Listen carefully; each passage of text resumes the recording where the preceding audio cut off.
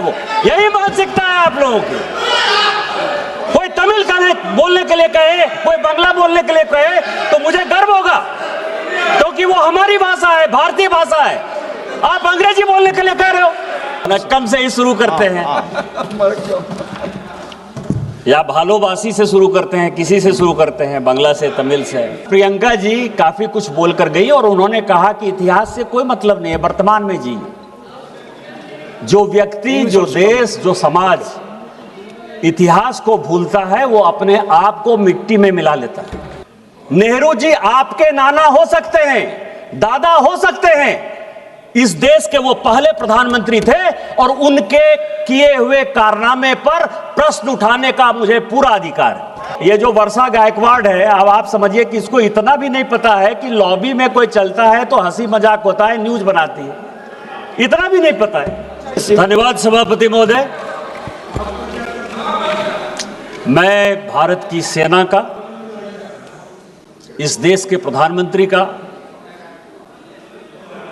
धन्यवाद देना चाहता हूं कि जिन्होंने पहलगांव की घटना के बाद अभी चलो ऑपरेशन सिंदूर करके पाकिस्तान को मुंह तोड़ जवाब दिया। मैं उन लोगों को भी श्रद्धांजलि अर्पित करना चाहता हूं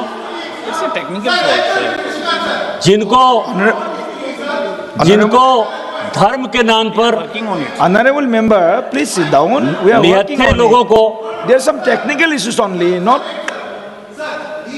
ये प्रॉब्लम जो है वो प्लीज वेट, ये प्रॉब्लम लोकसभा का है, ये प्रॉब्लम मेरा नहीं है। मुझे हिंदी आती है तो मैं हिंदी ही बोलूंगा ना। आपके कहने से मैं अंग्रेजी नहीं बोलूंगा ना, और अंग्रेजी विदेशी भाषा है। यदि आप तमिल बोलने के लिए मुझे कहते तो मुझे प्रसन्नता होती। आप इंग्लिश बोलने के लिए कहते हो, विदेशी भाषा है वो, यही मानसिकता है आप लोगों की। कोई तमिल बोलने के लिए कहे, कोई बांग्ला बोलने के लिए कहे तो मुझे गर्व होगा, क्योंकि वो हमारी भाषा है, भारतीय भाषा है। आप अंग्रेजी बोलने के लिए कह रहे हो। Please be seated, please be seated, we are trying, work is going on, please be seated, some patience should be there, na? Honorable member, you are senior member of the house, okay,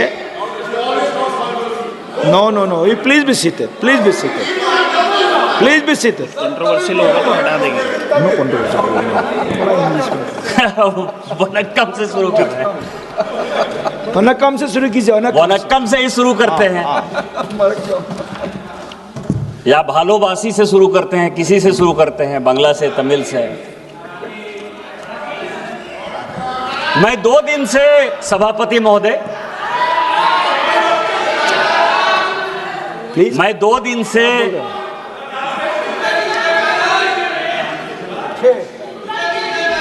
अरे मैं तो वही बोल रहा हूँ, थोड़ा सा patience please, some technical issues is there, so working on it, please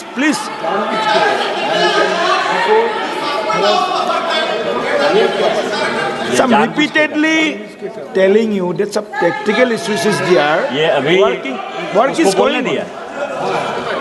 Just a minute. आप ये देखें sir, chairman sir, please be seated, chairman sir, अभी 30 मिनट तक, इस 30 मिनट तक बंगाली में भाषण होता रहा। किसी भी तमिलनाडु के सांसद ने इतना चिल्लाकर बात नहीं किया। उनको हिंदी से क्या प्रॉब्लम है सर?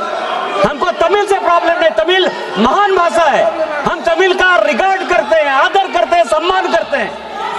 उनको हिंदी से क्या प्रॉब्लम है सर? और यही कांग्रेस की मानसिकता है, यही कांग्रेस के सभी सहयोगी पार्टियों की मानसिकता है। उनको नॉर्थ इंडियन से प्रॉब्लम है सर, जानबूझकर कर रहे हैं। हिंदी बोलना इस देश में गुनाह हो गया सर।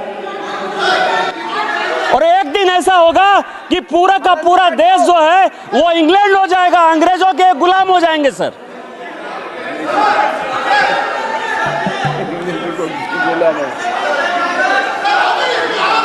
सभापति महोदय, सभापति महोदय, 10 मिनट खराब कर देंगे। मेरा समय बर्बाद हो रहा है सर, मेरा समय बर्बाद हो रहा है, और वो समय इंक्लूड होगा इसमें सर। पूरा समय दे देना सर, पूरा समय दे देना।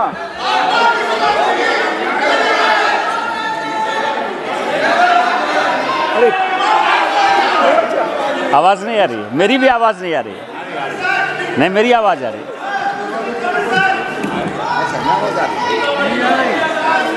अरे तमिल और सुना ट्रांसलेट। क्या इनको तमिल का ट्रांसलेशन सुनाइए। आ रही है, आवाज आ रही है, आवाज आ गई, सुनिए। Please be seated. अभी आ रहे हैं, आ गई, प्लीज बी सीटेड। आवाज आ गई ना। अब सुन रहे हैं, ट्रांसलेशन पूरा कंप्लीट है। तमिल चलिए ठीक है।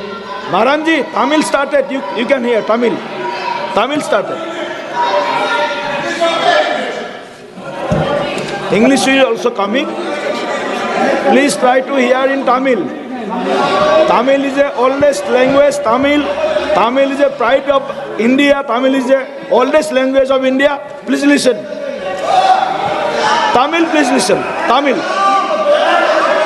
आप बोलिए। सभापति महोदय, Please be seated. Please be seated. सभापति महोदय, अभी कांग्रेस की महासचिव और सांसद प्रियंका जी काफी कुछ बोलकर गई और उन्होंने कहा कि इतिहास से कोई मतलब नहीं है, वर्तमान में जी। जो व्यक्ति, जो देश, जो समाज इतिहास को भूलता है वो अपने आप को मिट्टी में मिला लेता है। इतिहास से सीखना चाहिए, वर्तमान में जीना चाहिए। और इस पार्लियामेंट में और इस देश में जिन दो चीजों पर बात होती है सभापति महोदय, हम लोग किस चीज पर चर्चा करते हैं? हम लोग या तो कश्मीर पर चर्चा करते हैं या चीन पर चर्चा करते हैं। इन्हीं दो चीजों पर चर्चा करते हैं। और प्रियंका गांधी और राहुल गांधी जी को लगता है कि नेहरू जी पर उनका एक स्टाम्प है।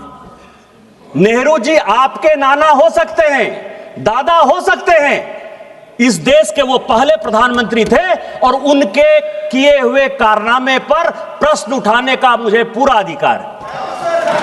आपकी कोई गारंटी नहीं है, आपकी कोई यूएसपी नहीं है, वो इस देश के प्रधानमंत्री हैं। और यदि लम्हों ने खता की, सदियों ने सजा पाई, तो हम जो सजा पा रहे हैं उसके बारे में प्रश्न उठाने का मुझे पूरा अधिकार है। एक किताब है सर जो नेहरू जी ने खुद लिखी और इस समाज को, इस देश को जानने का अधिकार है। उन्होंने लिखा, उनकी किताब है glimpses of world history. Chair पे आना है 4 बजे। और वही कांग्रेस की मानसिकता और विपक्षी पार्टियों की मानसिकता वहीं से निकलती है। ग्लिम्पसेस ऑफ वर्ल्ड हिस्ट्री में सभापति महोदय, नेहरू जी ने लिखा कि मोहम्मद गजनी जिसको गजनी और गोरी जिसको कि हम लुटेरा मानते हैं, जो आज का टेररिस्ट जिसको कहते हैं, वो उस जमाने का टेररिस्ट हुआ करता था, उसको वो कहते हैं कि वो वॉरियर था। उसको वो कहते हैं कि वो केवल अपने अंपायर को एक्सपेंड करने के लिए आया था और उसने हिंदुओं पर कोई जुल्म नहीं किया। ये ग्लिम्पसेस ऑफ वर्ल्ड हिस्ट्री में खुद मिस्टर नेहरू लिखते। और यही आज की मानसिकता है। और दूसरी मानसिकता जिसमें कि नेहरू जी के किए हुए कामों पर यह परिवार क्वेश्चन उठाता है। मैं आपको बताऊं कि पाकिस्तान, जिसको कि माननीय गृह मंत्री जी ने बोला, मैं उसको आगे बढ़ाना चाहता हूं कि आखिर पाकिस्तान क्यों बना। और ये मैं सभी को बताना चाहता हूं कि पाकिस्तान क्यों बना। पाकिस्तान दो लोगों ने बनवाया, एक का नाम था मिस्टर जिन्ना, दूसरा का नाम था लियाकत अली। जब 1946 में, प्लीज, जब 1946 में लियाकत अली इस देश का कट्टर नागरिक होना चाहता था। लियाकत अली वेस्टर्न उत्तर प्रदेश का था और वो यहीं बैठकर राजनीति करना चाहता था। 1946 में जब संवित सरकार बनी, मिस्टर नेहरू ने और लियाकत ने अपनी आत्मकथा में लिखा है कि नेहरू ने अपनी बहन विजय लक्ष्मी पंडित को 1946 में जब मॉस्को का राजदूत बनाया, उस चीज से लियाकत इतना दुखी हुआ, परिवारवाद से इतना दुखी हुआ कि उसने उसी दिन डिसाइड कर लिया कि जिस दिन भारत का पार्टीशन होगा मैं पाकिस्तान चला जाऊंगा, और पाकिस्तान और हिंदुस्तान का बंटवारा हो गया। वही परिवारवाद आज कांग्रेस को यहां तक ले आई है सर, इस देश को यहां तक ले आई है। अब मैं आपको बता रहा हूं कि हम लोग कश्मीर पर बात करते हैं, 370 पर बात करते हैं। प्लीज प्लीज प्लीज बैठिए, प्लीज बैठिए, प्लीज बी सीटेड, प्लीज माननीय सदस्य बैठिए। मैं डोंट प्लीज सुनिए इनको। सर ये कांग्रेसियों की आदत है, ये मुझे बोलने नहीं देते। ज्यादा सुनना पड़ेगा फिर। मैं आपको बताऊं सर, अभी पूरा डेलीगेशन, हम लोग 7 डेलीगेशन गए, संजोग से मैं भी उस डेलीगेशन का पार्ट रहा। हमने ये कहा सभापति महोदय कि 370 जो है वो विशेष तौर पर ऐसी परिस्थिति में लगाया गया जिसके लिए वो हकदार नहीं था। इसकी कहानी समझिए सर कि आखिर 370 क्यों लगा और ये कश्मीर का प्रॉब्लम क्यों है जिसके कारण कि पूरे देश में लड़ाई है। जब 1942 में भारत छोड़ो आंदोलन हुआ, पूरे देश की जनता भारत छोड़ो आंदोलन कर रही थी। हम अंग्रेजों भारत छोड़ो का आंदोलन कर रहे थे। कश्मीर एक ऐसा जगह था सभापति महोदय कि वहां शेख अब्दुल्ला साहब राजा कश्मीर छोड़ो का आंदोलन चला रहा था। ये ऐसा यदि करेंगे सर तो कभी भी कांग्रेस वाले नहीं बोल पाएंगे। ये जो रनिंग कमेंट्री है ना सर, ये जो वर्षा गायकवाड़ है, अब आप समझिए कि इसको इतना भी नहीं पता है कि लॉबी में कोई चलता है तो हंसी मजाक होता है, न्यूज बनाती है, इतना भी नहीं पता है।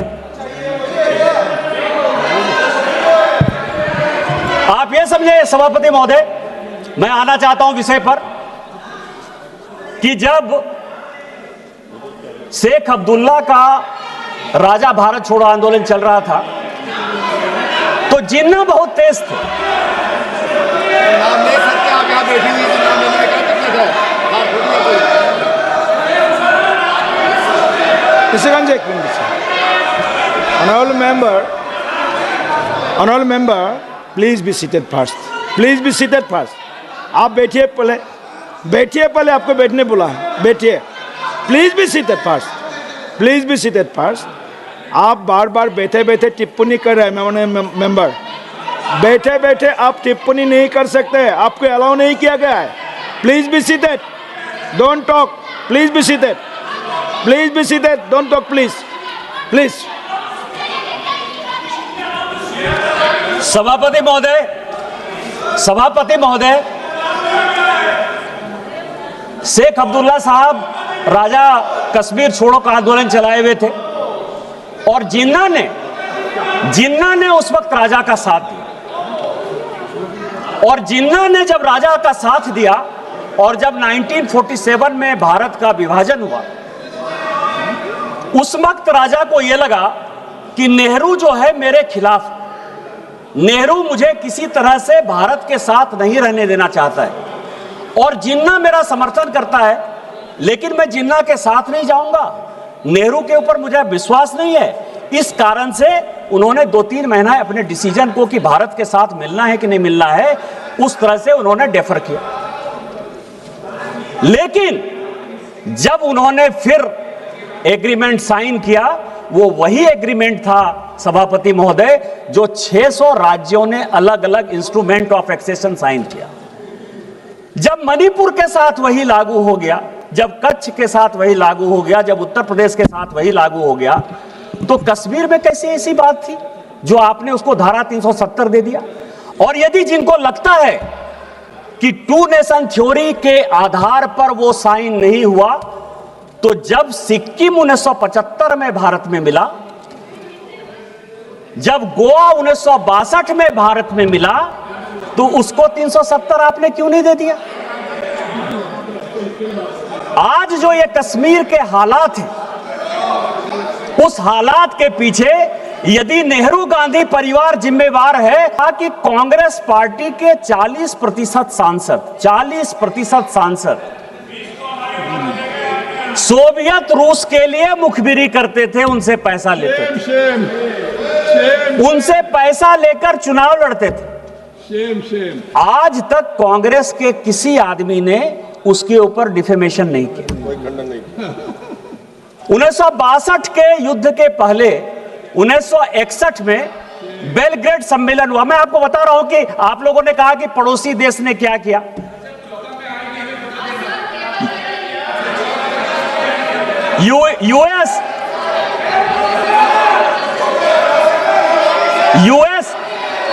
यूएस और अमेरिका, यूएस और अमेरिका के पहले 1961 में नेहरू जी ने कहा तिब्बत देने के बाद, और मैं तिब्बत पर भी आना चाहूंगा सर कि तिब्बत है क्या। तिब्बत 1886 में भारत का, नेपाल का और तिब्बत का एक समझौता हुआ। आपको पता है कि तिब्बत जो है नेपाल को एक हर्जाना दिया करता था प्रत्येक साल 1954 तक। वो कभी भी चाइना का पार्ट नहीं था, नेपाल का हिस्सा हुआ करता था तिब्बत।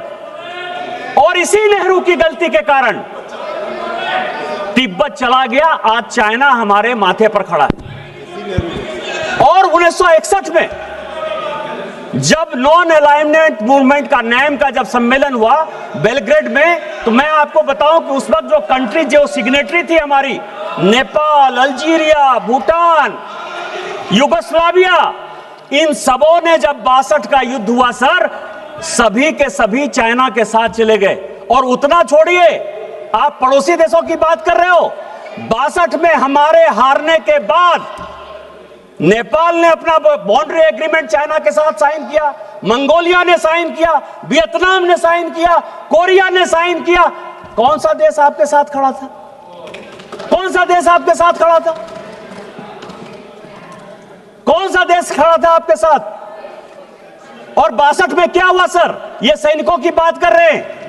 मैं आपको एक और कहानी बताना चाहता हूं, आप सैनिकों का क्या सम्मान और असम्मान करते हैं। 71 का जो ढिंढोरा आप पीट रहे हैं कि 71 में हमने इतना बड़ा विक्ट्री कर लिया, इतना बड़ा विक्ट्री कर लिया, एक और देश को हमारे माथे पर खड़ा कर दिया। यदि बनाना था तो 2 नेशन थ्योरी में हिंदू बांग्लादेश बनाना था और मुस्लिम बांग्लादेश बनाना था। लेकिन जो फील्ड मार्शल थे जनरल मानिक शाह, जिनके कारण कि हम युद्ध जीते, आप सैनिकों की बात कर रहे हो। आपको पता है कि 72 में जब उनको फील्ड मार्शल की उपाधि मिली, फील्ड मार्शल वो होता है कि जो जनरल को मिलता है, जो आर्मी चीफ को जितना पैसा मिलता है, दरमाहा जिसको कहते हैं पैसा, वो पैसा उसको मिलेगा, इसीलिए वो फील्ड मार्शल है। उतनी सुविधा उसको मिलेगी, इसीलिए फील्ड मार्शल है। आपको आश्चर्य होगा सभापति महोदय कि 1972 से लेके 2007 तक इस कांग्रेस सरकार ने उनको पेंशन तक नहीं दिया। फील्ड मार्शल का पैसा तो छोड़िए, जब कलाम साहब राष्ट्रपति हुए और उन्होंने इंटरवीन किया तो 2008 में फाइनली उनको पेंशन मिला। आप आर्मी चीफ की इज्जत नहीं करते हो, 71 बार के हीरो की इज्जत नहीं करते हो, और आप कहते हो कि आप सेना के बारे में सम्मान करते हो। मैं आपको 62 के युद्ध की बात बता रहा हूं सर।